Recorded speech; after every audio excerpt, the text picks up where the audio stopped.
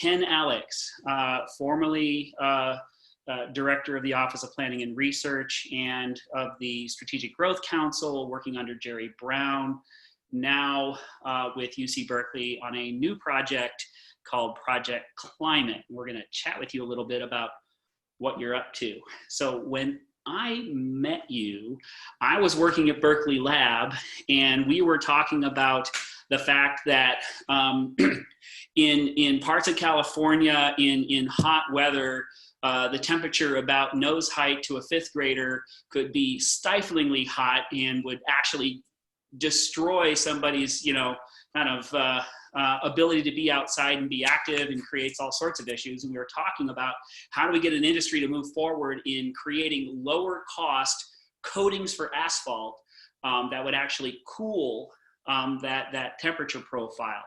And it was a really interesting experience, and I got to know how you think about number one, moving industry, but also trying to do it in a really productive way, which is a big lesson for me. So Ken, you're working now on something called Project Climate, and I thought maybe you could talk a little bit about first how you kind of came about on this idea, and maybe a little bit about Project Climate itself. Well, thanks, Doug, and thanks for having me, and thanks everybody for joining our quick chat here. What you brought up, the cool surfaces, the idea that kids out on playgrounds are playing on black asphalt instead of on cooler surfaces, is sort of indicative of the issue that I'm most concerned about, which is there's lots of climate solutions out there, including cool surfaces. That's a good example, but they're really hard to move through regulatory systems, through political systems, to get the kind of traction that they need to move and to scale. And so I observed that when I was at the governor's office, how hard even great ideas are sometimes to get to the public and to get to policymakers. And in addition, I felt like there is a disconnect oftentimes between what's going on in the academic world and what's going on in the policy world. And I've been very interested in trying to connect the two, because there's so many really brilliant things happening in the academic world that aren't making it into a broader audience where we, where we can make real progress. So the idea of Project Climate at UC Berkeley, it's part of the Center for Law, Energy, and the Environment, which is a great little center that I'm happy to be part of. And the idea of it is, how do we identify first some of the most promising climate solutions, and then how do we move them more quickly? And the answer to that is often really specific to the particular set of issues you want to move. And it's one of the reasons why it's so hard. So you're trying to accelerate really good ideas from academic thinking straight into real world application. Right, and there's lots of different ways that you might do that. And hopefully we'll talk a little bit about some of the ones that we're working on. But if you think about it, so for example, if you're trying to do a different kind of concrete that sequesters carbon, you've got a very substantial regulatory process to go through, because we don't actually want to have concrete that sequesters carbon but that crumbles. Not a great outcome. So there's a regulatory process. In another aspect, if you're trying to reduce the use of oil through various techniques, that may be a more of a political set of issues, because the oil companies have a lot of political clout and it's hard to make those changes. So each set of issues, each solution tends to have a very specific set of responses that you need to work your way through. And that's part of what we're trying to do, and do as many of them as we can. Not all things are going to move at an equal rate, and so we want to move as many of them as we can coherently, and see where they take us. Right. One of the things that I really like about what you're your approach is that you're looking to get to the change in a way that allows other people to understand what the change can be so they can carry it forward, right? So you're, in many ways, you're launching something that you're hoping other people will pick up. So I know you're working on a few things, and I realize that they're all connected by climate, but they're very different. So I think is, very indicative of how challenging this whole idea of reducing our carbon footprint and improving climate really is, right? So why don't we chat a little bit about some of the things that you are working on right now to give folks an idea. Yeah, I would say, in my mind at least, and in some of the people that I talk to as advisors, including you, I should mention, that one of the two of the key themes are short-lived climate pollutants, where we can make progress quickly, and also things that allow us to sequester carbon sequestration in various forms. So I'll mention a couple of things that we're working on. At the end of the Brown administration, Governor Brown announced a partnership to do low orbit satellites in partnership with Planet Labs and some other folks. JPL NASA is part of developing the instrument that allows this to take place. Overlook Foundation, Grantham, and now Bloomberg has actually joined this group. And the idea is in about 2.5 years, to have a suite of low orbit satellites with an instrument that can detect methane emissions around the world. California's used this technology in the back of an airplane and identified the top 50 or 100 sources of methane point source emissions, and is able to take some quick action to reduce methane, which is a huge short-lived climate pollutant, much more potent than CO2.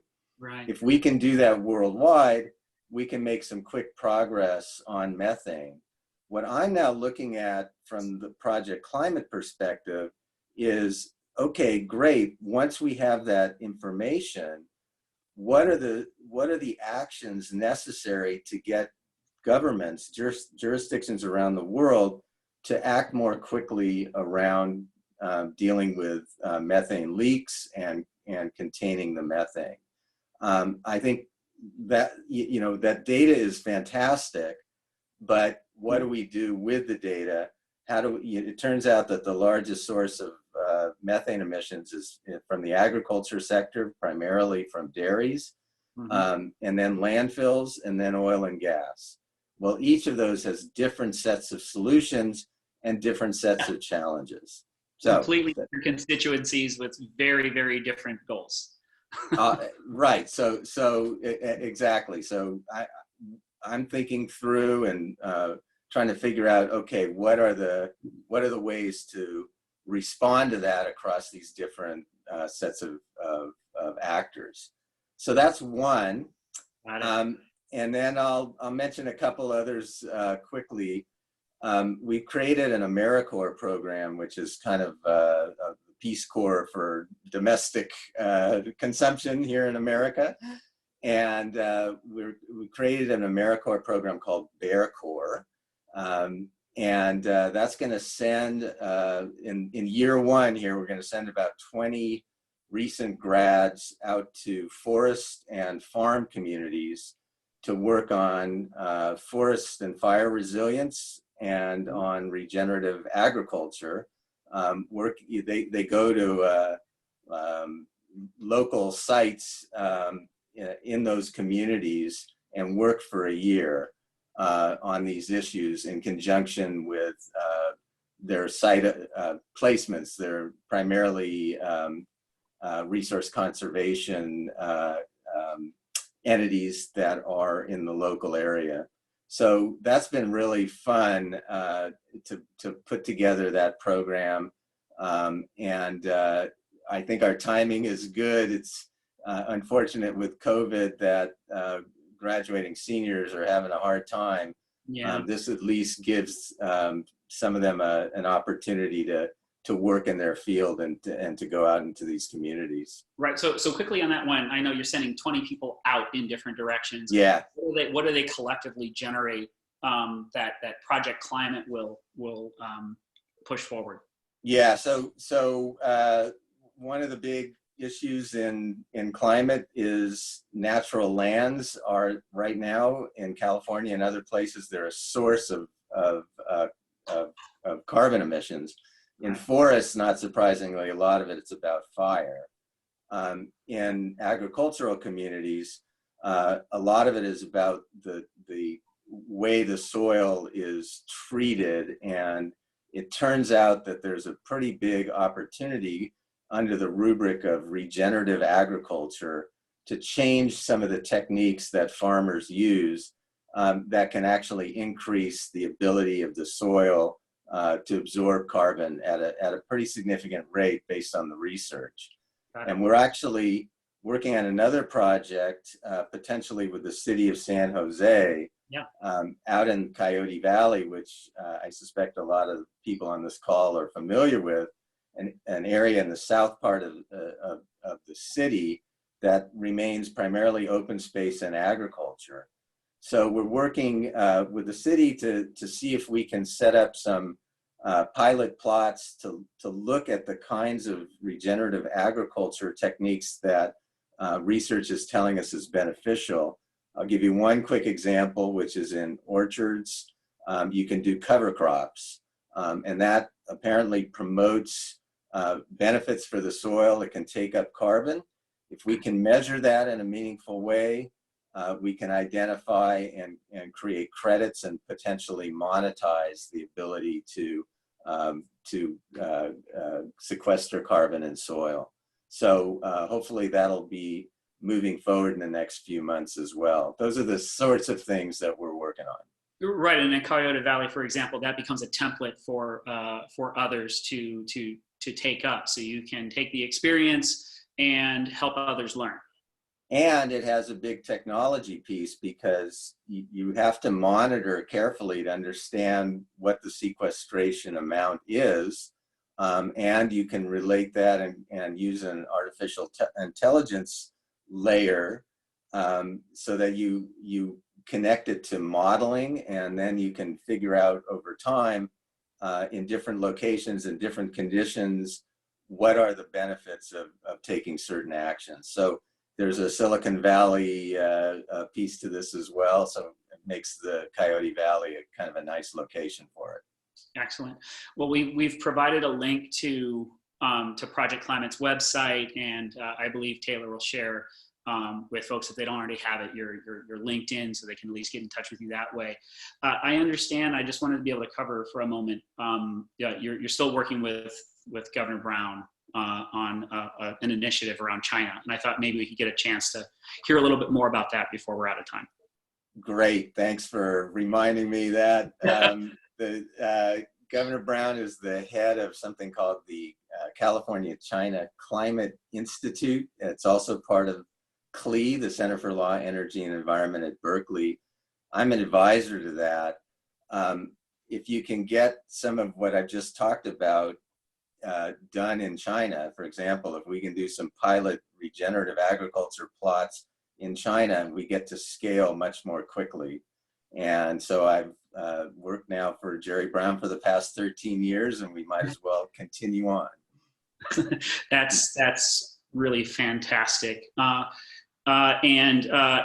say it's always been a pleasure to sit down with you and to offer my perspective and advice on, as you were setting up Project Climate. Really, really proud that you considered me an advisor to the center, and we're also really, really proud that you're going to be joining us as a member of our board of directors. And cannot thank you enough for making more time available when it seems like there's no time anymore. It just means a lot to me. So thank you so much. Hey, it's a pleasure to do it. I think there's so much overlap in what Project Silicon Valley is doing and what I'm trying to do with Project Climate. It seems like a natural fit, and I'm really happy to be part of it.